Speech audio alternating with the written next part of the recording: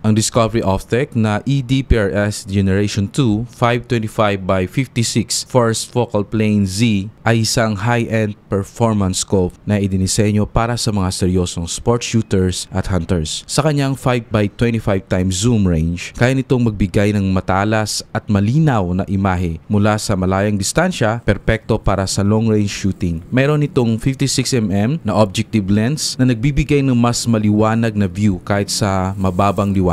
Ang scope na ito ay naka first focal plane or FFP, kaya ang reticle ay lumalaki o lumiliit kasabay ng pag-zoom na mas madaling gamitin para sa accurate target na anumang magnification. Hello guys, this is Dave Lopez from Rifle Hobbies Philippines. Ngayon, mag-unbox tayo ng Discovery Optic. Ayan. Ito ay ED PRS Generation 5 525 by 56 FIR first focal plane, the Z. Ayan, may Z pa, no? Ito yung reticle niya. Okay? Okay, sa loob, ito na po siya. Unahin natin, ito yung Discovery na specs, tapos quality control.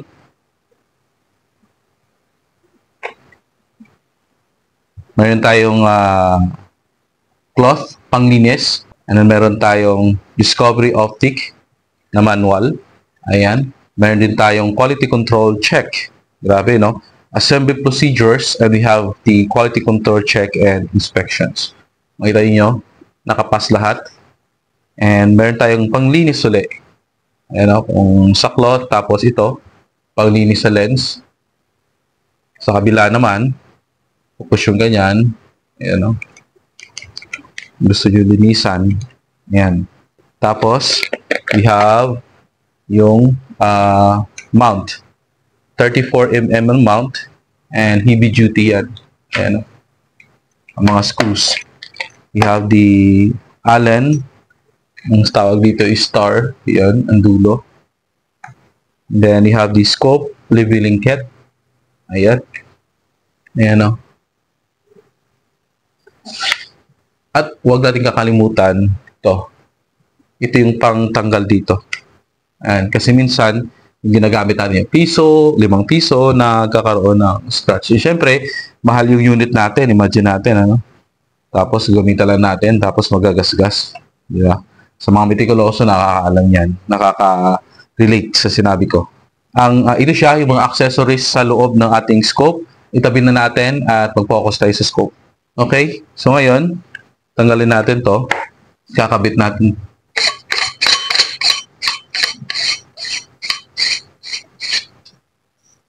Ayan. Gusto natin na pag nasa ano tayo, no? Gusto natin na mas maano sa sikat ng araw, ng sun rays. Ito yung clip cover niya. Ang ganda. Ayan. Tapos sa likod, dalawa yung option natin. Either ito or ito. Okay?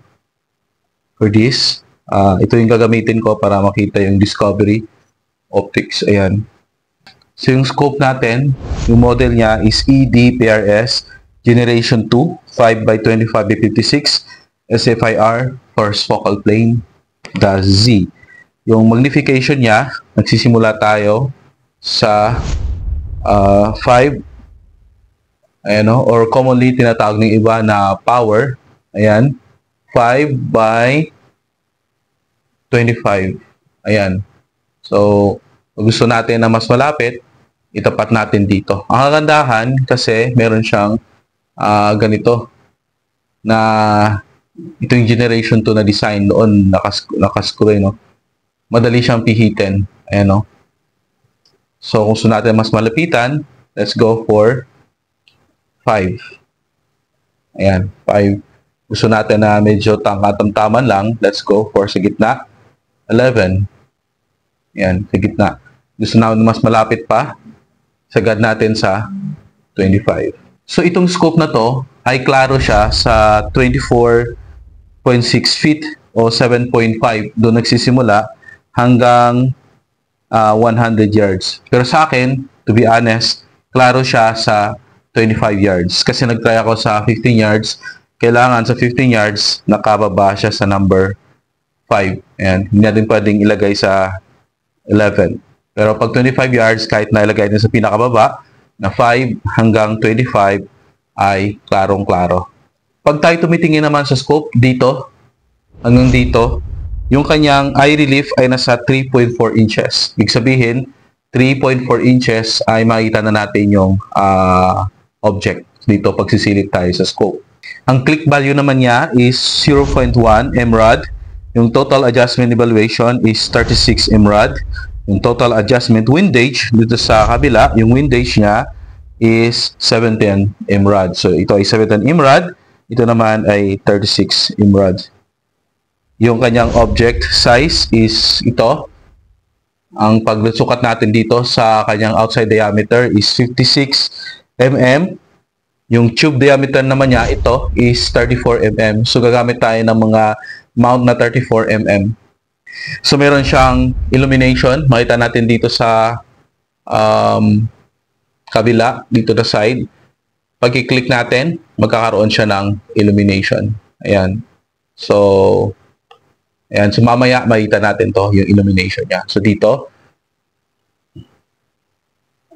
meron ditong lagayan ng battery. Ayan, yung mga common battery na nilalagay din sa computer. So, pwede lagyan dyan para kung gusto natin na makita yung paggabi, paghapon, may illumination, pwede. Yung length niya, kung di kasama itong sunshade, from dito hanggang dito ay 16.3 inches. At yung weight naman niya is nasa 44 ounce or 1,255 grams. So, makikabigatan to pag nagpaplano kayo na gamitin. So, maganda to pag nasa bench or sa MS, no? Bench. Pero pag araw-araw na nagamit nyo sa field, ay okay lang pag magaan yung inyong air gun. So, swabing-swabe talaga to. Ito ay shockproof kahit na gaganon natin, ay kahit na mabunggo-bunggo siya, like sa pag-ialog natin to, ay hindi masisira yung ating, or hindi mawawala yung zero wing. Ito yung tested na ng Discovery. Ito din pag malubog sa tubig, ito ay waterproof, no? Ito din ay fogproof, ibig sabihin pag masyadong malamig yung paligid natin or yung palibot yung environment, dito pagsisilip tayo, hindi ay klaro pa rin, no? Hindi papasok ng moisture dito dahil meron siyang nitrogen. Ayan, makita natin dito. Ayan, no? Ito ay merong dito nilalagay kung di ako nagkakamali. And sa loob niyan may nitrogen kaya fogproof siya. So, sa gilid, makita natin, malalaki yung mga numbers para na kung malabo na yung mata natin is madali na natin makita. So, ngayon, binubuksan ko siya para makita natin kung mayroong zero stop ito o wala. Ayan. Pagtanggalin natin ng ganyan. Ayan, no? Pag nakalagay na tayo dito sa zero, ayan, so kunin lang natin to using this. Ayan, mayroong mga alin yan sa palibot. Tapos, ang gagawin natin, halimbawa, ito itatanggalin ko, no? Tapos, ang gagawin ko ay naka-zero na siyang ganyan. Nalagay ko siyang ganyan. Ayan, no? Hopefully makita nyo. Sa kabila siguro. Ayan. Meron siyang ano dyan. Ayan. Pag ganyan yan, hindi. Kasi pag ganito, pag lalagay natin, pag naka-zero na, lalagay natin ganyan, kahit na anong pihit mo, hindi na mawawala. So, isuskuro ko lang to. Tapos, ilalagay natin to sa zero. Ayan, zero. Ayan. At, bababa. Very good, no? Tapos yan, ay babalik natin. Handaan na gamitan natin ng to. Kasi para na, syempre, ma-take care natin yung gamit natin. Especially pag, syempre, para sa atin, mahal na po ito. Ayan. Sa kabila naman, gamitin natin na alin ay maliit. Ayan. So, ito I think wala siyang zero stop. Na natin. Oh, natatanggal. So, itong part na to, wala siyang zero stop, as you can see. Ayan. Pero, pwede natin halimbawa, naka-align tayo doon sa windage na gusto natin. Hanapin na natin yung pag may zero. Ito, zero. Tapos, ilalagay natin dyan. Ayan. So, nakadoon na siya sa 0. Huwag sobrang higpit, yung tama lang. Yung ating ED, PRS Generation 2, 525 by 56, FIR, FFE, Z. Okay, test naman natin sa kung gaano kalinaw pag tayo sisilip dito sa scope na to sa 25 yards papunta sa 85 yards sa abot nating ang abot ng ating camera.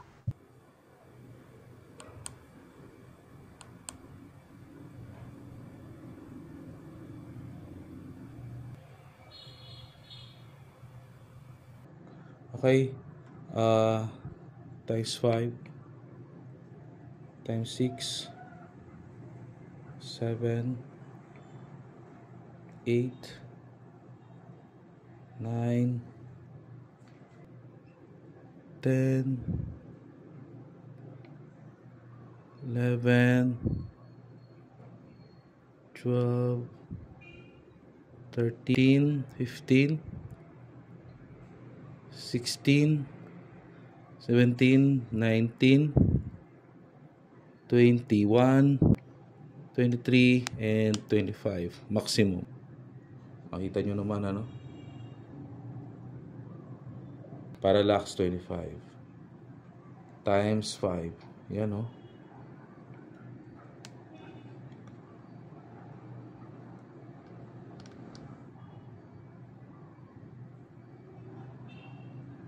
Pag pumunta kayo sa aking channel ay i-click nyo lang po ang isa sa mga video, halimbawa ito. So dyan nalabas yung video, i-post nyo lang, tapos sa baba sa comment section, ayan, may click the link for 5% discount. I-click natin yung link, i-direct po kayo nun sa pages ng Lazada. Ayan o, 5% discount agad yung makikita natin. So sobrang dami po ng mga product na meron sila, iba't ibang klase ng mga scope. So dito makita natin, meron ako nilagay na mga scope sa aking cart. 7369 or 72. Grabe. Pag click ko yung link, 714. Ayan o, sa baba. Total discount. Grabe, laki na 714. Pag walang discount, 7,750. Plus shipping fee pa, aabot siya ng 8,000. So yung 2,000 naman, yung na-save ko dito is 404. Laki, no? So, ibig sabihin, instead na 2,000 plus, ay 404 yung discount ko, 1,895 na lang yung babayaran ko dito. So, saan pa kayo guys, no? So, magmadali na, i-click na yung link para makatanggap tayo ng 5% habang available pa yung promo code nila na ibinigay sa atin. Ito yung kanilang store and i-click nyo lang po yung link after sa baba ng ating video. Right guys, maraming salamat.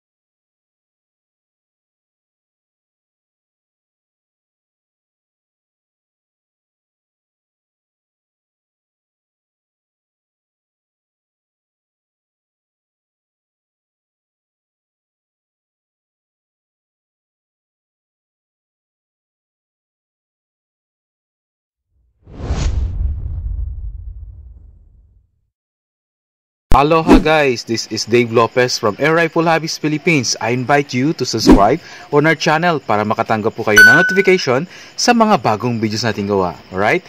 Maraming salamat po.